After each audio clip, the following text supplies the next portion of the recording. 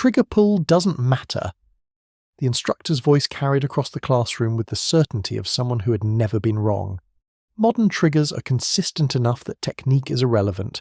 Just squeeze and let the gun do the work." 71-year-old Walter Colvin sat in the back row, his weathered hands resting on the desk in front of him, and said nothing.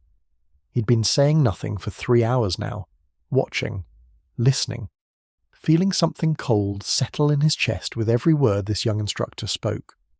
What that instructor didn't know was sitting 8 rows back, and it was about to change every lesson plan he'd ever written. Type precision in the comments if you believe the details still matter. Because what you're about to witness proves that some knowledge can only be earned one trigger squeeze at a time. The Ridgemont Firearms Academy had been operating for 6 years. Modern facility, climate-controlled classrooms, digital target systems, everything a new shooter could want, and for $200 students could take their advanced precision rifle course, taught by certified instructors with laminated credentials and PowerPoint presentations full of statistics. Walter hadn't wanted to be here. His granddaughter Emily had signed up for the course. She was 24, just getting into competitive shooting, and she'd asked him to come along. "You might learn something new, Grandpa," she'd said with a smile that reminded him too much of her grandmother. So here he was, learning something new. The instructor's name was Kyle Brennan, 32 years old, according to the bio on the Academy website. Former competitive shooter. NRA certified. 3 years of instruction experience. His polo shirt was pressed, his khakis were clean, and his confidence was absolute. The myth of trigger pull, Kyle continued, clicking to the next slide, comes from an era when triggers were inconsistent. Old military rifles had heavy, gritty pulls that varied from shot to shot. Shooters developed elaborate techniques to compensate for bad equipment. He smiled at the class, the smile of someone sharing insider knowledge. But we don't live in that era anymore. Modern triggers break clean at consistent weights. The gun doesn't care how you pull the trigger, it only cares that you pull it. Walter's jaw tightened. Just slightly. His right hand, the one that had squeezed triggers for 53 years, pressed flat against the desk. Emily glanced back at him. She knew that look. The look that said her grandfather was holding something back. She'd seen it at family dinners when someone said something ignorant about the war. She'd seen it when politicians talked about things they'd never experienced. She turned back to the front, but her attention was split now, waiting for something she couldn't name. The class was a mix of ages, mostly younger shooters, 20s and 30s, eager to improve their competition scores. A few middle-aged hunters looking to extend their effective range. And Walter, in the back row, the oldest person in the room by at least 20 years, wearing a faded flannel shirt and carrying 53 years of trigger time that nobody had thought to ask about. "Now," Kyle said, "we're going to do a practical demonstration. I want everyone to see that trigger technique is about comfort, not precision. However, you naturally pull a trigger is correct, as long as you're consistent." He picked up a rifle from the table beside him. Synthetic stock, adjustable trigger. The kind of rifle that cost $3,000 and looked like it belonged in a science fiction movie. "This trigger is set to 3 pounds. Watch how I squeeze it. Notice that I'm not doing anything special, just pulling straight back until it breaks," Kyle demonstrated. The trigger clicked. He showed the class his grip, his finger position, his complete lack of ceremony. See?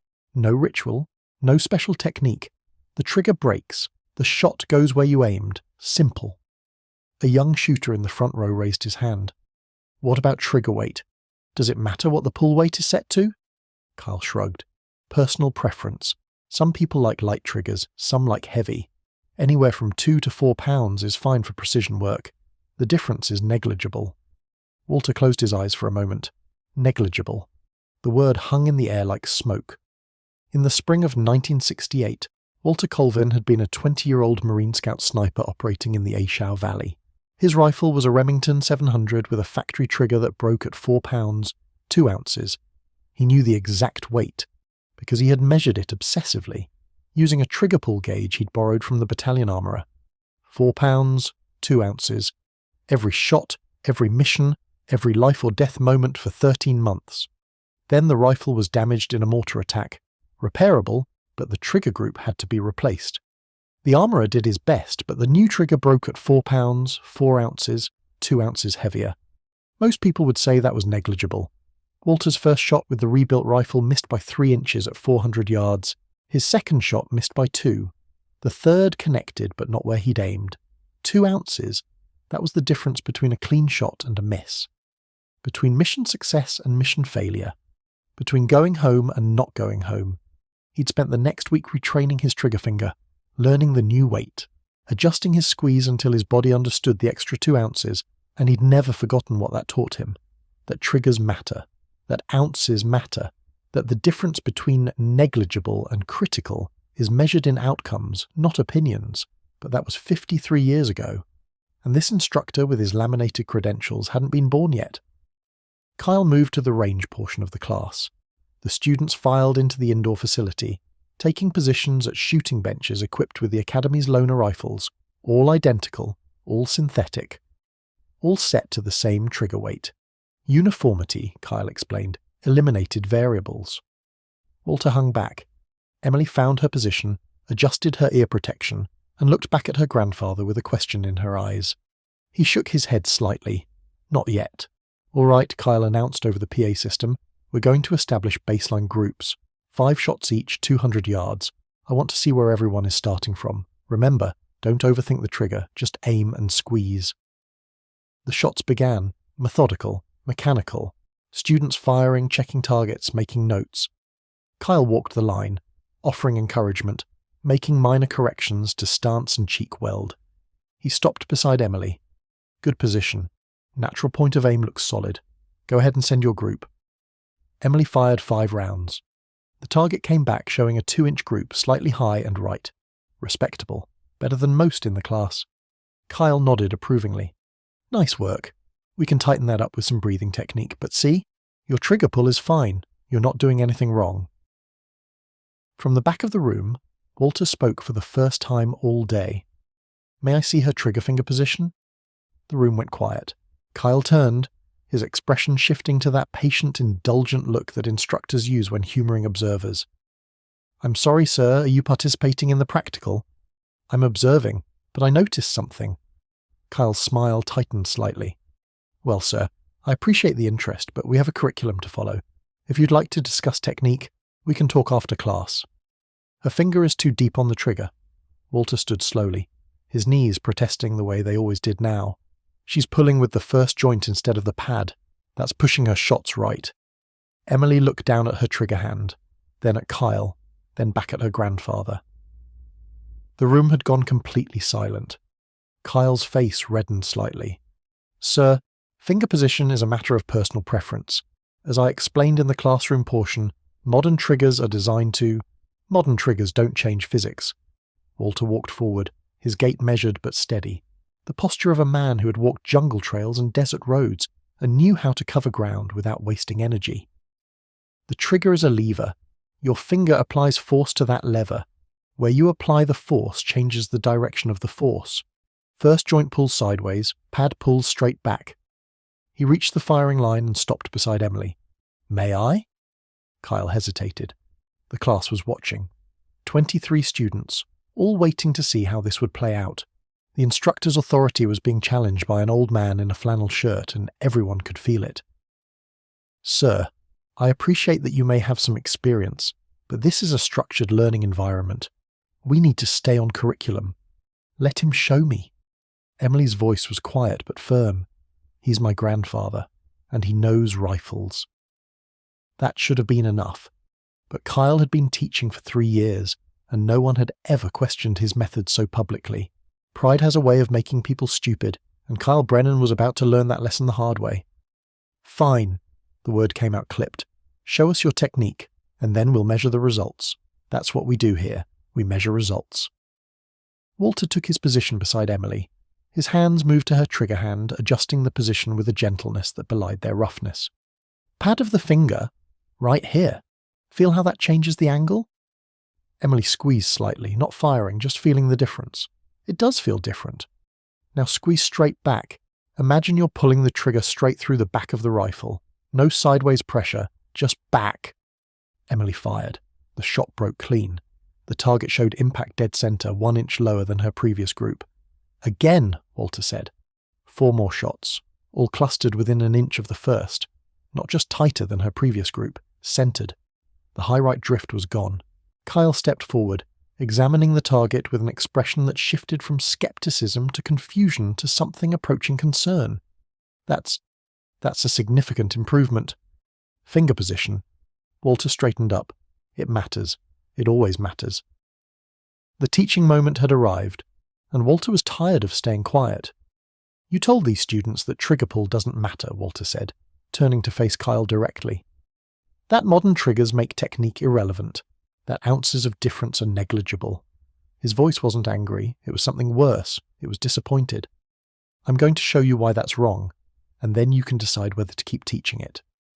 Walter walked to an empty shooting bench and picked up one of the Academy's loaner rifles. He examined it briefly, felt the trigger, checked the safety, shouldered it to confirm fit. Then he set it down and turned back to the class. This trigger breaks at 3 pounds, 2 ounces. I can tell by feel. Most of you probably can't, and that's fine. It takes years to develop that sensitivity. But the point is that the weight exists. It's real, and your body has to learn it. He held up his right hand, index finger extended. This finger has squeezed triggers for 53 years.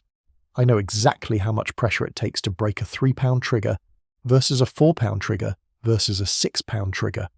And I know because I trained it, not in a weekend class, not in 3 hours of instruction, thousands of rounds, tens of thousands, until my finger knew what my brain couldn't calculate. The class was silent. Even Kyle was listening now, his clipboard hanging at his side. In 1968, I was a scout sniper with 1st Marines, operating in the Ashau Valley, which was about as bad as Vietnam got. My rifle was a Remington 700 with a trigger that broke at 4 pounds, 2 ounces. I measured it every week because my life depended on knowing exactly how that trigger behaved. Walter paused, letting the words settle. Then my rifle got damaged. Mortar attack. The armourer rebuilt it with a new trigger group. When I got it back, the trigger broke at 4 pounds, 4 ounces, 2 ounces heavier. He held up 2 fingers. 2 ounces. That's the weight of an AA battery. That's what most people would call negligible. But my first shot with that rebuilt rifle missed by 3 inches at 400 yards. My second shot missed by 2. And my third shot hit a North Vietnamese soldier in the shoulder instead of the chest. The room had gone completely still. Even the ventilation system seemed to be holding its breath. He went down, but he didn't die immediately. He had time to fire back. His round hit my spotter in the leg. We spent 8 hours getting out of that valley, and my spotter lost that leg below the knee. 2 ounces, 1 shot, 1 friend's leg. That's what negligible looks like when it matters. Kyle opened his mouth, then closed it. Whatever he was going to say had dissolved somewhere between his brain and his lips. Now let me tell you what I learned from that, Walter continued. I learned that your finger has to know the trigger. Not intellectually, physically. Your nervous system has to understand exactly how much pressure to apply and exactly how to apply it, and that takes training. Real training. The kind you can't shortcut. He picked up the rifle again and held it so the class could see his trigger finger position. Pad of the finger, not the joint, not the tip, the pad. This is the most sensitive part of your finger. It can feel variations in pressure that your joint cannot. When you pull with the pad, you're using maximum feedback to control the squeeze. Walter demonstrated the squeeze in slow motion, his finger moving with a deliberateness that showed decades of muscle memory. Straight back, no sideways pressure. If you pull with your joint, you naturally introduce lateral force because of how the joint bends. That pushes the rifle sideways during the trigger break. At 200 yards, maybe you don't notice. At 600 yards, you've missed by a foot. A hand went up in the front row. Young shooter, early 20s. What about trigger weight? Does heavier or lighter matter? It matters for different reasons, Walter said. Light triggers, under 2 pounds, are easier to pull, but they're less forgiving of mistakes. If your finger position is wrong, you'll still throw the shot. Heavy triggers, over 4 pounds, require more force, which makes maintaining position harder. But they're more forgiving of small errors because the force required smooths out inconsistencies. He set the rifle down. The ideal weight depends on what you're doing. Competition shooters often use light triggers because they have time to set up perfect shots. Military snipers traditionally used heavier triggers because combat isn't a perfect environment. Stress, fatigue, weather, enemy fire, all of these make lighter triggers dangerous. A 2-pound trigger that you accidentally discharge is worse than a 4-pound trigger that takes more effort to squeeze. Emily raised her hand. What weight did you use in Vietnam? 4 pounds, 2 ounces, until the rebuild. Then 4 pounds, 4 ounces. Walter almost smiled. I could tell you stories about those 2 ounces that would take all day. The point is that I knew exactly what my trigger weighed, and I trained specifically for that weight. When it changed, I had to retrain, and retraining under combat conditions is not something you want to experience. Kyle stepped forward. His expression had changed entirely. The certainty was gone, replaced by something more valuable, doubt. The beginning of learning. Sir, what you're describing is real-world application that He stopped, struggling for words. That's not something I can teach from a textbook. No, Walter agreed, it's not. The door to the range opened. A man in his 60s walked in, silver hair cut short, posture straight as a flagpole. He wore a simple polo shirt with the Academy's logo, but something about him commanded attention in a way that Kyle's credentials never could. What's going on here? The man's voice was quiet but carried. Kyle, why has the practical stopped? Kyle's face went pale. Mr. Fredrickson, sir, there was a question about technique, and one of the observers was demonstrating. The man, Fredrickson, looked at Walter. Really looked at him. His eyes moved to Walter's hands, to his posture, to the way he stood beside the rifle. Something flickered in his expression. Recognition of something, though not of Walter himself. You've got experience, Fredrickson said.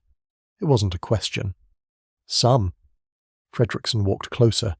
He moved like someone who had spent time in places where movement mattered. What kind of experience makes a man stand like that? The kind that doesn't come from weekend courses. Fredrickson's eyes narrowed slightly. Then he extended his hand. Jim Fredrickson, I own this academy. Marine Corps, 79 to 94. Force Recon. Walter shook the hand. His grip was firm despite his age. Walter Colvin, Marine Corps, 66 to 89, Scout Sniper. Fredrickson went very still. Walter Colvin, from 1st Marines. That's right. Ashau Valley, 68? Among other places, Fredrickson's face transformed. The professional distance dissolved into something raw and personal.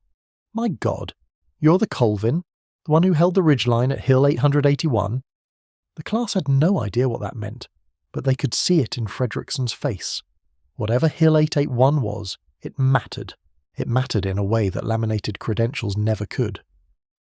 That was a long time ago, Walter said quietly. 11 confirmed kills in one engagement. Held position for 16 hours while your unit withdrew. They gave you the Silver Star for that.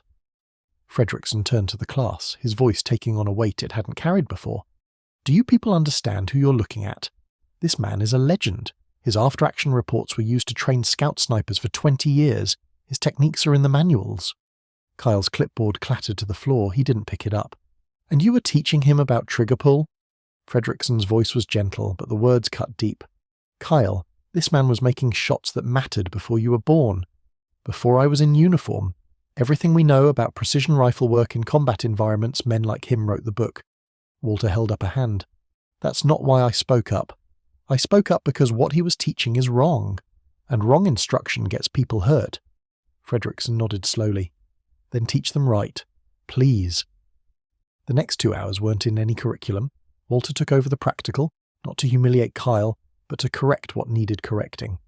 He started with fundamentals that Kyle had skipped entirely. Trigger control starts before you touch the trigger, Walter explained, moving among the students at their benches. It starts with your position. If your body isn't stable, your trigger squeeze is compensating for instability. Every ounce of pressure you put on that trigger is pressure you're not putting into your position. So we stabilize first. He adjusted a student's elbow, showing how a small change in bone support reduced muscle tension. Now feel your trigger hand. Is it gripping? It shouldn't be. A death grip on the rifle transfers pulse and tremor straight to the trigger. Your firing hand should be firm but relaxed.